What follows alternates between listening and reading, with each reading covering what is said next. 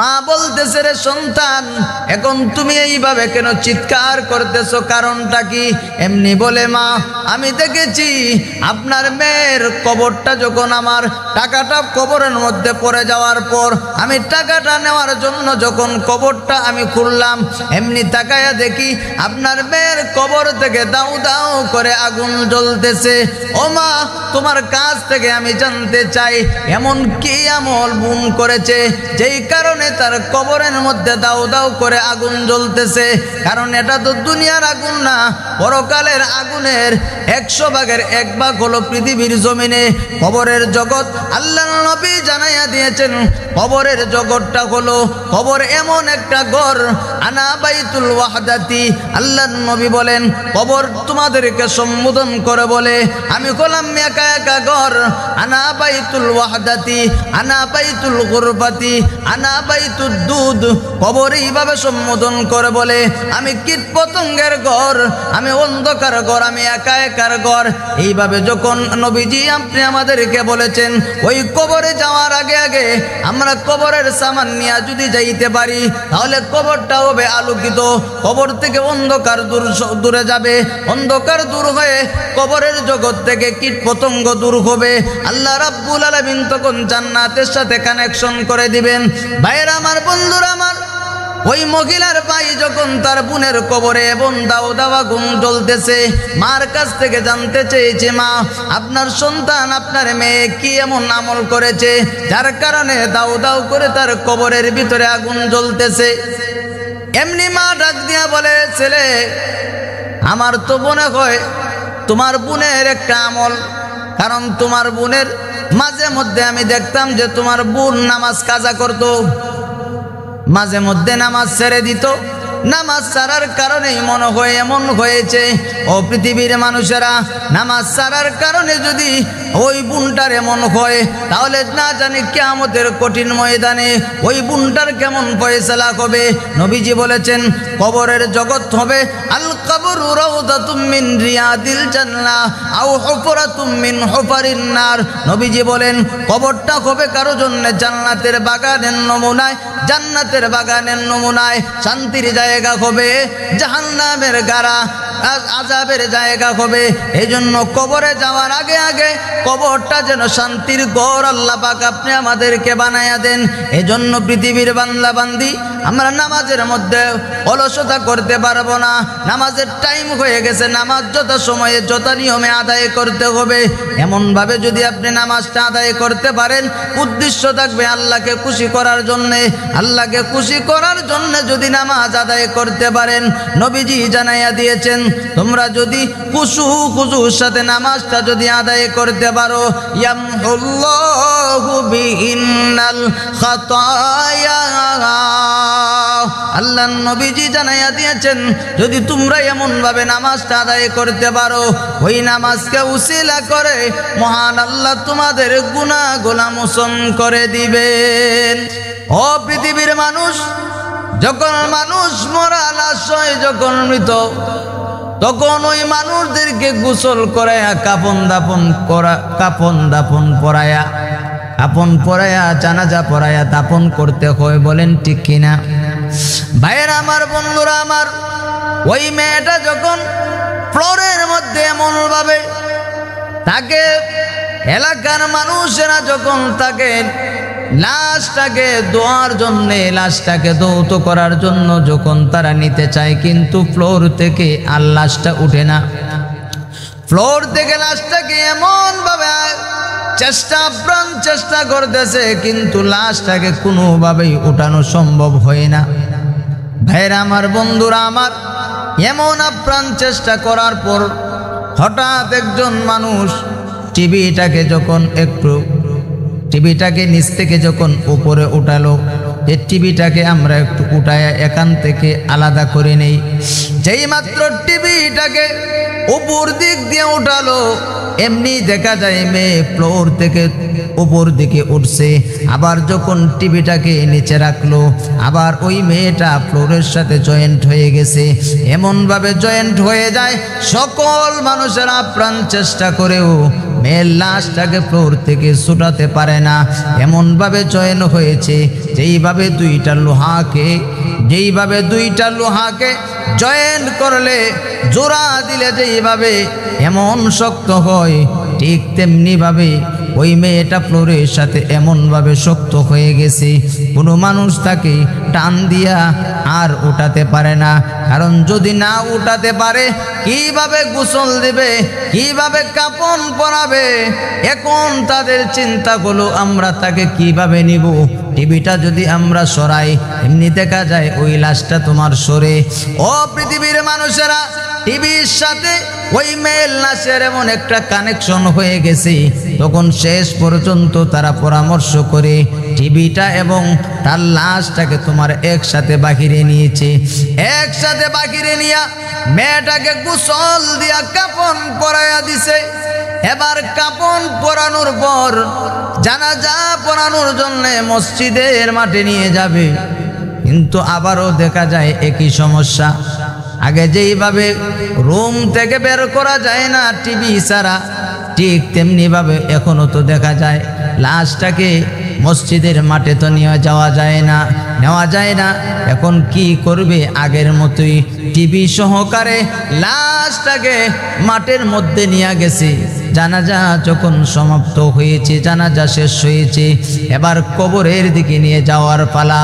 কবরের দিকে নিয়ে যাবে টিভি সহকারে, কবরের পার পর্যন্ত টিভি সহকারেই নিয়েছে। এবার যখন তাকে কবরস্থ করে দেওয়া হয়েছে, এবার তো তাদের চিন্তা, তাকে তো আমরা কবরস্থ করে ফেললাম, এখন তো আমরা টিভি নিয়ে বাড়িতে চলে যাই। পৃথিবীর বান্দা বান্দি ভালো করে শোনো, আপনি আমি টিভির সামনে গিয়া ওয়াসালিন ছবি, বেহায়াপনা ছবি যে আমি দেখি, এমন সময় যদি মরণ হয় তাহলে কেমন হবে একমাত্র আল্লাহ পাকে ভালো করে জানেন। ওই মেয়েটা যখন টিভি দেখা অবস্থায় মৃত্যুবরণ করেছে, ওই মেয়ের করুণ কাহিনীটা ভালো করে শুনুন, আপনার দিলটাকে নাড়াইয়া দিবে, আপনার অন্তরে এমনভাবে আঘাত লাগবে। ভালো করে শুনে রাখো, ভালো করে শুনে রাখো। ওই মানুষেরা যখন মেয়েটাকে কবরস্থ করার পর তাদের টিভি বাড়িতে নিয়ে আসবে, টিভিটা যেই মাত্র তারা হাত দিয়া উপরে উঠালো বাড়িতে আনার জন্যে, এমনি দেখা যায় মেয়েটা কবরের ভিতর থেকে লাফ দিয়া উঠেছে। ওই মেয়েটা লাশটা দেখা যায় কবরের ভিতর থেকে ছিটকে উপরে পড়েছে। মানুষেরা হতভম্ব হয়ে গেছে। আবার মেয়েটাকে কবরস্থ করেছে, এবার টিভিটাকে আবার নিয়ে আসার জন্য চেষ্টা করছে। আবার দেখা যায় ঠিক আগের সেম, আগে যেইভাবে কবরের ভিতর থেকে লাশ উপরে এসে পড়েছে, এখনো দ্বিতীয়বারও দেখা যায় ঠিক আগের মতনই এমন সিস্টেম। তারা বাধ্য হইয়া টিভি সহকারে ওই মেয়েকে দাফন করেছে। ও পৃথিবীর মানুষ, ওই টিভি সহকারে মেয়েটাকে দাফন করেছে। কেমন হালত হবে এটা আল্লাহ পাকই জানেন। কারণ আপনি আমি যদি গুনাহ করা অবস্থায় যদি মওত হয়, তাহলে ঈমান থাকবে কিনা এটা ভালো করে আল্লাহ পাকই জানেন। কারণ গুনাহ অবস্থায় যদি মরে যান, গুনাহ অবস্থায় যদি আপনার মৃত্যুবরণ হয়, ভাইরা বন্ধুরা, গুনার কাজ অবস্থায় যদি মরণ হয়, কারণ ওই সময় ঈমান থাকে না। কথা বলে আরো জোরে। ও পৃথিবীর মানুষ, গুনার কাজে আমরা যেতে পারবো না, গুনার কাজে যেতে পারবো না। গুনার কাজ যদি আপনি করা অবস্থায় মৃত্যুবরণ হয়, তাহলে আপনি আমার ঠিকানা জাহান্নাম। বলেন না নাউযুবিল্লাহ। ভাইয়েরা আমার, বন্ধুরা আমার, তাহলে টিভি দেখা যাবে না। টিভি দেখার ভয়াবহ পরিণতি ওই মেয়ের ঘটনার থেকে আপনি আমার শিক্ষণীয় হলো। পৃথিবীর ভাইয়েরা, পৃথিবীর মা বোনেরা ভালো করে শুনিয়া রাখবে, টিভি দেখবেন না, অশালীন কাজের মধ্যে আপনি যাবেন না। টিভি যে আপনি দেখতেছেন, আপনার চোখের জিনা হইতেছে। কথা বলেন ঠিক কিনা? টিভি আপনি দেখতেছেন, চোখের জিনা হইতেছে। আবার আপনি যখন এইগুলা অশালীন ছবি দেখলেন, আপনার নফসায়ে খাকের সাথে নফসানি আপনার পূরণ হয়েছে। ও ভাইয়েরা, বন্ধুরা, যুবক ভালো করিয়া শুনে রাখো, গুনাহ করতে কিন্তু দুনিয়াতে যখন গুনাহ করেন তখন মজা লাগে, কিন্তু এটা আপনি আমার বাবা উচিত, গুনার কাজ করতে যেইভাবে মজা ঠিক তেমনি ভাবে ওটার জন্য আছে বড় সাজা। কারণ গুনাহ করার আগে আগে তুমি সাজার কথা ভাববা, সাজার কথা যদি তুমি ভাবো তাহলে গুনাহ থেকে বেঁচে থাকতে পারবা। ভাইয়েরা আমার, বন্ধুরা আমার, এইভাবে তুমি যে কোনো গুনার কাজের দিকে যেতে পারবা না। কারণ নবীজি জানাইয়া দিয়েছেন, তুমি যদি পৃথিবীর জমিনে গুনাহ করো, তোমার গুনার জন্যে কবরের জগৎটা তোমার জন্য অন্ধকার অন্ধকার একটা গাড়া হবে, কষ্টের জায়গা হতে পারে। ও পৃথিবীর মা বোনেরা, আমরা গুনার কাজ করব না, সর্বদা নেকির কাজ করব, নামাজ আমরা আদায় করব। ভাইয়েরা, বন্ধুরা, যুবক, ভালো করে শুনো, ভালো করে শুনো। আপনি আমার এখন গায়ের মধ্যে শক্তি আছে, গুনার কাজ করতে পারবো, গুনার কাজ আপনি আমি করতে পারবো, যেহেতু আল্লাহ রাব্বুল আলামিন আপনি আমাকে স্বাধীনতা দিয়েছেন। কিন্তু আল্লাহ জানাইয়া দিয়েছেন, পৃথিবীর বান্দা বান্দিরা রে, তোমাদেরকে দুনিয়ার জমিনে আমি আল্লাহ পাঠালাম, তোমাদের কার আমলটা কত সুন্দর হয়। আল্লাহ কোরআনুল কারিমে জানাইয়া দিয়েছেন, তাবারাকাল্লাযী বিয়াদিহিল মুলকু ওয়া হুয়া আলা কুল্লি শাইইন কাদির الذي خلق الموت والحياة ليبلوكم أيكم أحسن عملا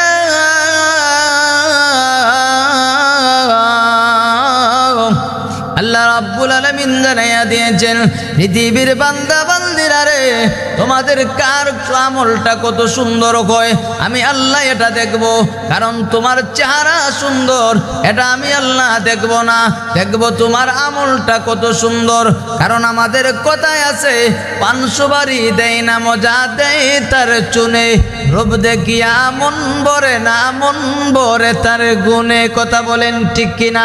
এই জন্য আল্লাহ বলেন, পৃথিবীর মানুষেরা রে, তোমার আমলটাকে তুমি যদি সুন্দর বানাইয়া নিয়ে আসতে পারো, নবীও জানাইয়া দিয়েছেন, পৃথিবীর আমার উম্মতেরা রে, তোমরা আমলটা সুন্দর করে বানাইয়া নিয়ে আসবা। যেহেতু আল্লাহ রাব্বুল আলামিন ওই দুনিয়ার জমিনটাকে আমাদের জন্য দিয়েছেন পরীক্ষার হল। কারণ পরীক্ষার হলে যেই মানুষ যেইভাবে লিখার যদি কোনো বিষয়ে থাকে, যদি ভালো করে লিখে তাহলে ভালো মার্ক আসবে।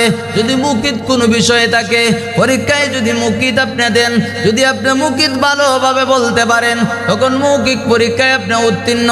ঠিক তেমনি ভাবে এই পৃথিবীর জমিনে আল্লাহ বলেছেন, তোমাদেরকে আমি আল্লাহ পরীক্ষার জায়গা দিলাম দুনিয়ায়, পরীক্ষা দিবা দুনিয়ায়, ফলাফল বের হবে পরকালে। সুবহানাল্লাহ। ভাইয়েরা আমার, বন্ধুরা আমার, এই পৃথিবীর জমিনটা হলো আমাদের, এই পৃথিবীর জমিন হলো আমাদের পরীক্ষার হল। পরীক্ষার হলে যেইভাবে ছাত্র পরীক্ষা দিলে পরীক্ষার রেজাল্ট বের হয়, ঠিক তেমনি ভাবে যদি আপনি আমার হায়াতে জিন্দেগি যদি আমি এমনভাবে ব্যয় করি, নেক আমল বেশি বেশি করি, ওই নেক আমলের ফলাফল কিয়ামতের কঠিন ময়দানে আমার আল্লাহ বিশাল আকার বানাইয়া আমাদেরকে পুরস্কার দান করবেন। বলেন সুবহানাল্লাহ। আপনি আমার নেক আমলের মধ্যে শ্রেষ্ঠ একটা নেক আমল, ঊর্ধ্বতম একটা আমল আছে, এই আমলের নাম হলো নামাজ। কারণ দেখবেন মানুষ নামাজের সময় এত অলসতা করে, এত অলসতা নামাজের মধ্যে, নামাজের টাইম আজান হয়ে গেছে, ইচ্ছা করলেই কিন্তু মসজিদে যেতে পারে, কিন্তু দুনিয়াবি কারণে বন্ধু বান্ধবের পাল্লায় পড়ে, শয়তানের দোকায় পড়ে নামাজটা সে আদায় করে না। আবার অনেক মানুষ আছে আবার বলে যে এখন আমাদের বয়স হয় নাই, কারণ আমরা তো এখনো যুবক, যখন বৃদ্ধ হব তখন নামাজ পড়ব। এমন আসেনি? ও পৃথিবীর মানুষ, এই পৃথিবীর জমিনে আল্লাহ রাব্বুল আলামিন বলেছেন, তোমাদেরকে আমি আল্লাহ 5 ওয়াক্ত নামাজ ফরজ করে দিয়েছি। বলেন সুবহানাল্লাহ। ওই নামাজটা যদি কোনো বান্দা বান্দি যদি আদায় করে, ওই নামাজটা যদি কোনো বান্দা বান্দি ভালোভাবে যদি খুশুর সাথে আদায় করে, আমার নবী জানাইয়া দিয়েছেন পৃথিবীর উম্মতেরা রে, তোমরা যদি নামাজটা খুশুর সাথে আদায় করো, ওই নামাজকে উসিলা করে মহান আল্লাহ তোমাদের গুনাহগুলো মোচন করে দিবেন। সুবহানাল্লাহ। ওই নামাজের মধ্যে মানুষ করে অলসতা আসেনি? আর জোরে আছে না নাই? অলসতা মানুষ করে। ও পৃথিবীর মানুষ, নামাজের মধ্যে অলসতা করা যাবে না। কারণ নামাজকে যদি আপনি ছেড়ে দেন, নামাজ যদি আপনি না পড়েন, কিয়ামতের কঠিন ময়দানে আপনি শুনুন, আল কিয়ামতের কঠিন ময়দানে সর্বপ্রথম আল্লাহ পাক নামাজের হিসাব আপনি আমার কাছ থেকে নেবেন। সর্বপ্রথম আমার আল্লাহ পাক বান্দা বান্দীদের কাছ থেকে নামাজের হিসাব নেবেন। ওই নামাজ যদি আমরা না পড়ি, তাহলে আমাদের কেমন অবস্থা হবে? আমলের মধ্যে শ্রেষ্ঠ আমল, এটার নাম হলো নামাজ। আর নামাজ যদি না পড়েন, তাহলে শাস্তি কেমন? নামাজ যদি না পড়েন, নামাজের মধ্যে যদি অলসতা করেন, তাহলে এখন দুনিয়াতে বুঝতেছেন না, বুঝবেন পরকালে মজা আছে কেমন। নামাজের মধ্যে অলসতা করার একটা বাস্তব একটা ঘটনা আপনারা শুনুন। আল্লামা ইবনে হাজার মাক্কি রাহমাতুল্লাহি আলাইহি উনার কিতাবের মধ্যে একটা ঘটনা লিখছেন। উনি বলেন, একজন মহিলা নামাজের মধ্যে অলসতা করত, মাঝে মধ্যে নামাজ কাজা করত। কি করত? কাজা করত। কারণ আমরা আছে, অনেক মানুষ আছে ইচ্ছা করে নামাজ কাজা করে। মনে করেন ফজরের নামাজ পড়ে নাই, ওই নামাজটা বলে যে কাজা পড়িলাই জোহরের সময়। যে ফজরের নামাজটা যদি মনে করেন মানুষ ঘুমন্ত অবস্থায় যদি আজান না শুনে আর যদি না উঠে, তাহলে ঘুম থেকে ওঠার পর ওই মানুষটা নামাজ আদায় করবে। জোহরের টাইমের আর অপেক্ষা করার কোনো সুযোগ নাই। কারণ ওই সময় যদি তুমি পৃথিবীর জমিন থেকে বিদায় হয়ে যাও, তাহলে তো তুমি বেনামাজি হইয়া পৃথিবীর থেকে বিদায় হয়ে যাইলা। কি বলেন? বেনামাজি হয়ে তুমি পৃথিবীর জমিন থেকে বিদায় নিয়ে গেলা।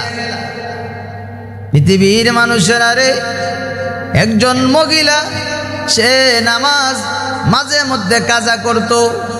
কাজা করার তার ছিল একটা মোটামুটি অভ্যাস বলতেই বোঝা যায়। মাঝে মধ্যে ওই মহিলা নামাজের মধ্যে অলসতা করে, ওই বান্দিটা নামাজকে কাজা করত। ওই বান্দিটা যখন পৃথিবীর জমিন থেকে ইন্তেকাল করেছে, কারণ ইন্তেকাল শব্দের অর্থ হলো পৃথক হওয়া। পৃথিবীর জমিন থেকে আপনি চলে গেলেন, পরকালের বাসিন্দা হবেন, এটা হলো স্থানান্তর। ইন্তেকাল যখন হয়েছে, পৃথিবীর জমিন থেকে বিদায় নিয়ে গেছে। পৃথিবীর জমিন থেকে বিদায় নেওয়ার পর কাপন পরাইয়া কবরস্থ করা লাগে কি লাগে না? ওই বান্দিটাকে যখন, ওই মহিলাটাকে যখন কবরে রাখবে, কারণ কবরে রাখতে গেলে তো আর একজনে রাখে না, মোটামুটি কয়েকজন মানুষ নিচে নামে কবরের মধ্যে যখন লাশটা রাখবে, ওই মহিলার ভাইও কিন্তু কবরের মধ্যে নামছে। কবরের মধ্যে নামিয়া বোনের লাশটাকে কবরের মধ্যে যখন রেখে দিয়েছে, ওই সময় তার পকেট থেকে মোটা অঙ্কের টাকা, বিশাল টাকা, অনেক টাকা তার পকেটে ছিল। তার ওই টাকাগুলা সব কবরের ভিতরে পড়ে গেছে। আচ্ছা বলেন তো, যদি কবরের ভিতরে পড়ে গেছে, কবরটা সম্পূর্ণ হয়ে গেছে, কবর দেওয়া শেষ, তার কিন্তু তো কোনো স্মরণ নাই যে তার টাকা পকেটে আছে কিনা। কবর দেওয়া যখন শেষ হয়েছে, কবর দেওয়া সম্পন্ন হওয়ার পর যখন তার পকেটটা দেখলো, কারণ কবরে নামার আগেও দেখে তার টাকা পকেটে ছিল, কিন্তু এখন কবরস্থ করার পর সে দেখে তার পকেটের টাকা নাই। তখন ওই বান্দা, তখন মৃত মহিলার ভাই আর বুঝতে কোনো বাকি নাই যে আমার টাকাগুলা আমার বোনের কবরের মধ্যে পড়েছে, এটা তার বুঝতে আর বাকি নাই। ওই ভাই যখন বোনের কবরটা সঙ্গে সঙ্গে খুঁড়তে লাগলো, কবরটা খুঁড়ে যখন লাস্ট ওই তার টাকাগুলা যখন আনবে ভিতর থেকে, এমনি তাকায়া দেখে বোনের কবর থেকে দাউ দাউ আগুন জ্বলতেছে। বলেন নাউজুবিল্লাহ। বোনের কবর থেকে যখন এমন ভাবে দাউ দাউ আগুন ভাই দেখতেছে, ভাই এবং বোনের সম্পর্ক কিন্তু বড়। ভাইয়ের দরদ বোনে বুঝে আর বোনের দরদ ভাই বুঝে। পৃথিবীর ইমানদার মুমিন মুসলমান ওই ভাইটা যখন দেখতেছে তার বোনের কবর থেকে এমন ভাবে দাউ দাউ করে আগুন জ্বলতেছে, এমনি ভাই চিৎকার করতেছে। চিৎকার করে করে যখন বাড়ির মধ্যে গেল, মার কাছে যখন গেল, মা বলতেছে, রে সন্তান, এখন তুমি এইভাবে কেন চিৎকার করতেছো, কারণটা কি?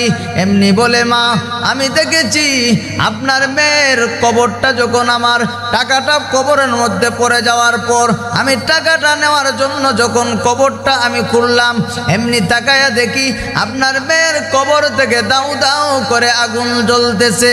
ও মা, তোমার কাছ থেকে আমি জানতে চাই এমন কি আমল বোন করেছে যেই কারণে তার কবরের মধ্যে দাউ দাউ করে আগুন জ্বলতেছে? কারণ এটা তো দুনিয়ার আগুন না, পরকালের আগুনের 100 ভাগের 1 ভাগ হলো পৃথিবীর জমিনে কবরের জগৎ। আল্লাহর নবী জানাইয়া দিয়েছেন কবরের জগৎটা হলো, কবর এমন একটা ঘর, আনা বাইতুল ওয়াহদাতি। আল্লাহর নবী বলেন কবর তোমাদেরকে সম্বোধন করে বলে, আমি হলাম একা একা ঘর, আনা বাইতুল ওয়াহদাতি, আনা বাইতুল গুরবাতি, আনা বাইতুদ দুধ। কবর এইভাবে সম্বোধন করে বলে, আমি কীট পতঙ্গের ঘর, আমি অন্ধকার ঘর, আমি একা একার ঘর। এইভাবে যখন নবীজি আপনি আমাদেরকে বলেছেন, ওই কবরে যাওয়ার আগে আগে আমরা কবরের সামান নিয়ে যদি যাইতে পারি তাহলে কবরটা হবে আলোকিত, কবর থেকে অন্ধকার দূরে যাবে, অন্ধকার দূর হয়ে কবরের জগৎ থেকে কীট পতঙ্গ দূর হবে। আল্লাহ রাব্বুল আলামিন তখন জান্নাতের সাথে কানেকশন করে দিবেন। ভাইয়েরা আমার, বন্ধুরা আমার, ওই মহিলার ভাই যখন তার বোনের কবরে এবং দাও দাওয়া আগুন জ্বলতেছে, মার কাছ থেকে জানতে চেয়েছে, মা আপনার সন্তান, আপনার মেয়ে কি এমন আমল করেছে যার কারণে দাও দাও করে তার কবরের ভিতরে আগুন জ্বলতেছে? এমনি মা ডাক দিয়া বলে, ছেলে, আমার তো মনে হয় তোমার বোনের একটা আমল, কারণ তোমার বোনের মাঝে মধ্যে আমি দেখতাম যে তোমার বোন নামাজ কাজা করতো, মাঝে মধ্যে নামাজ ছেড়ে দিত, নামাজ ছাড়ার কারণেই মনে হয় এমন হয়েছে। ও পৃথিবীর মানুষেরা, নামাজ ছাড়ার কারণে যদি ওই বোনটার এমন হয় তাহলে না জানি কিয়ামতের কঠিন ময়দানে ওই বোনটার কেমন ফয়সালা হবে।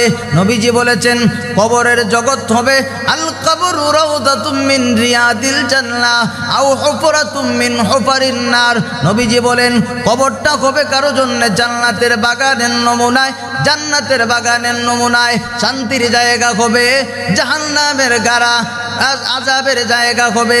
এই জন্য কবরে যাওয়ার আগে আগে কবরটা যেন শান্তির ঘর আল্লাহ পাক আপনি আমাদেরকে বানায়া দেন। এজন্য পৃথিবীর বান্দা বান্দি আমরা নামাজের মধ্যে অলসতা করতে পারবো না। নামাজের টাইম হয়ে গেছে, নামাজ যত সময়ে যত নিয়মে আদায় করতে হবে।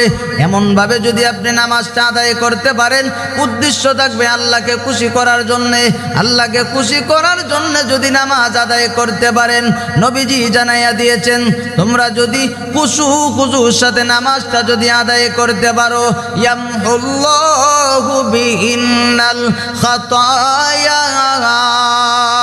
আল্লাহ নবীজি জানাইয়া দিয়েছেন যদি তোমরা এমন ভাবে নামাজটা আদায় করতে পারো, ওই নামাজকে উসিলা করে মহান আল্লাহ তোমাদের গুনাহগুলো মোচন করে দিবেন।